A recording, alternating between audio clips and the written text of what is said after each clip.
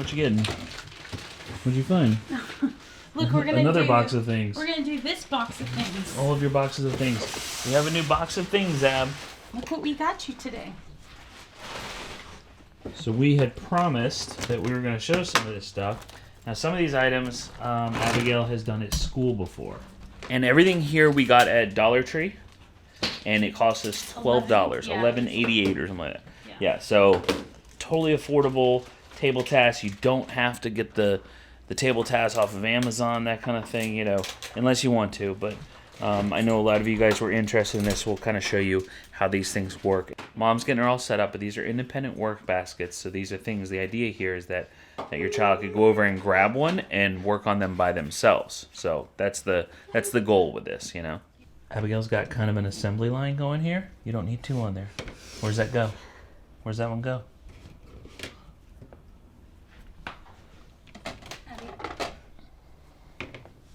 Where's that go? Does it go in this basket? Put it in there. There you go. Okay, next one. So, independent work baskets. The whole point is, well, the name of the independent work basket is that they do it independently. Correct. Yeah. So in school, they don't have anybody there helping them with the baskets. The whole goal is that she can do it on her own, and we are not to give any kind of prompting. When they first start, I know with Abigail, they do gestural prompting, but other than that, like, there's no talking or anything like that because you want her to be independent. Yeah, there's no verbal prompting is the highest. Yeah. And then you basically want to work your way down. Right. So it's most to least prompting. So you might see, and with Abigail, so she is really good with the pencils and the erasers, but this is a new environment. And so sometimes, now she's doing great with the clothespins. That has transferred over into other environments. Sometimes it does take some practice to get things to transfer over. Mm-hmm. So if we don't have it set up exactly how she's used to it, she may not be as successful, but she'll get it. Yeah. It just won't happen on the first time all the time. Right. And well, and there things like the pencils and the erasers, there's less drive to do it because she's less successful. Just like with her blocks that she does with table tasks in the kitchen, she goes for the ones that she's really most successful with because it's what she enjoys. Right. Everybody enjoys being successful and doing a good job. Well, I messaged one of the teachers at her school because I think that she was having a problem with it because she's used to the pencils being sharpened. Right. So that's why she was trying to put it on both ends because at school they're sharpened most of the time. That makes sense. Yeah.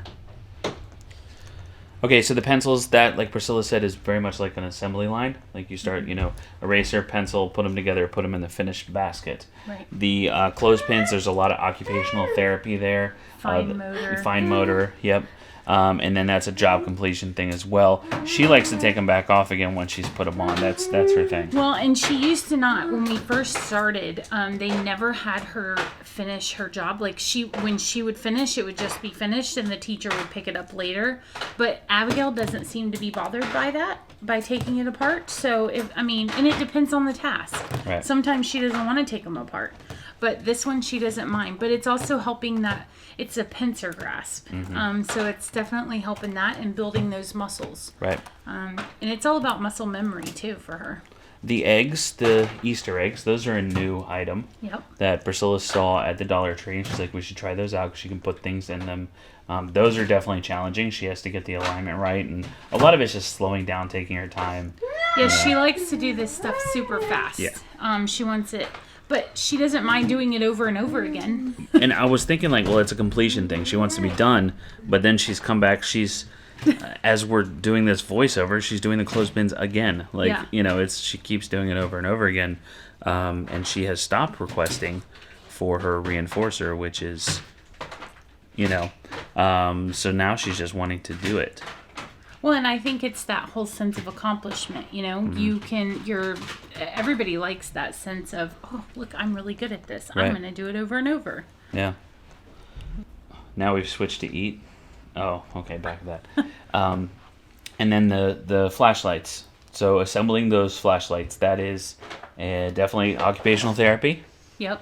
The told twisting thing, they were working on, the reason why they did that was putting lids on drinks was the whole idea behind it. And like we noticed when she would do puzzles, she wouldn't turn her hand to do puzzles. So that was another way that they got her to do that. Right.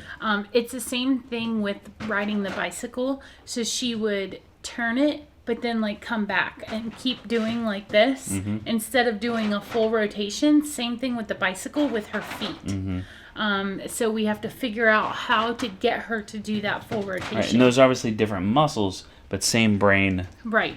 But I'm actually going to send an email to her occupational therapist at school because they have the bicycles at school. So I'm going to see if she could put Abby on the bike and see if she has any suggestions for some ideas of what we could do here at home. So we have the stationary bike, you know, and we had tried that before, but the problem is it's so very different than her bike. Yeah. So one thing that I was actually thinking about this just the other day, but that only has one drive wheel on it. So we could basically jack that wheel off the ground so it's not touching the ground, and that way she can pedal and not go anywhere. That way we can assist her with moving like a stationary bike. Gotcha. Yeah. So that was an idea I had. Yeah. But yeah, these are all just $12, and we have all of these, and I'm sure you could get creative. You know, put clothespins on pencils. Put other things in the eggs. Put the pieces of the flashlight in the egg, and then she has to open them up to assemble the flashlight. Like, you could make lots of variations of this, and find lots of fun activities like this at your Dollar Tree. You guys have seen us. We've done like the coins in the little machine. Yeah. She loves doing that as well. It's occupational therapy and leisure skills. We have been working forever with ABA therapy to find leisure skills, and she just never was really into anything. She used to do puzzles a really long time ago, but she's not really... She has access to all of this stuff, but it's when she wants to do it. Right. So she's in that mode right now, where it's constantly... I don't know about your kids, but Abigail is constantly changing and evolving. And one week she might be into something, and the next week she could care less about it. Yeah. So... when we did her sensory room, like, she was all about it, and then she didn't use it forever. So we're like, well, that was a bust, which it wasn't a bust because it worked for the time needed. But she's constantly doing those things. And that was the same thing with the iPad. The iPad was always accessible, but she didn't use it for a long time as she was learning just learning to use it to communicate and stuff. Yeah. But yeah, that's a big thing, is keep stuff accessible. Like, so over there there's a pile of things there. There's a box under Priscilla's desk. There's a bucket in the kitchen. And then we'll have this container that Abby's putting the clothespins in again. That container with all of these items will be available to her, so she can grab it and do some independent work. And then we'll also pull these things out, and we'll put the clothespins away so that she has to do the more challenging things as well. But hopefully this gave you guys some ideas. She's just working hard over here. Good, She's going so at good, it. You're going to be hanging clothes on a clothesline soon. Are you in a race? So my grandma didn't use those kind of clothespins. She had the kind... the one that looks like a duckbill? Yeah. Yeah, that you didn't squeeze at all. The only thing I remember using those for is making reindeer out of them for a craft project with my mom. Yep. You're not getting Zaxby's. We're cooking dinner. We're not doing those things you're requesting tonight, but you are going to eat, don't worry. Mom's making steak tips and cauliflower rice and vegetables. And what's up? What was that? Swing. It's raining. Cute. It's still raining a lot. Here. All right, guys, that's it for us today. Thanks for hanging out with us. Just a quick little, want to give you some ideas if you're looking for stuff like this. And if you're new here, found us because of this video, that's awesome. Subscribe, hit the like button, share it. Share it in all the places. Yeah. I never say those things. You don't. It's fun sometimes. Okay, bye-bye. Bye.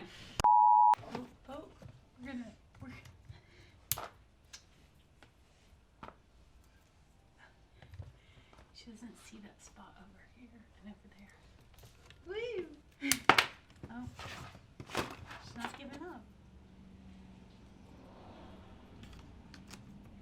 Yeah, nice job! Squeeze it. Nice. Do another one.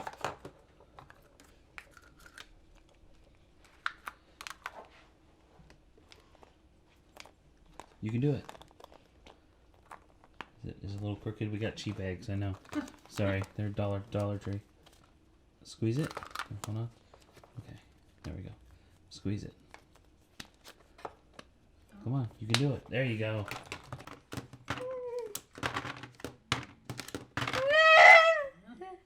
You go, girl. You did it.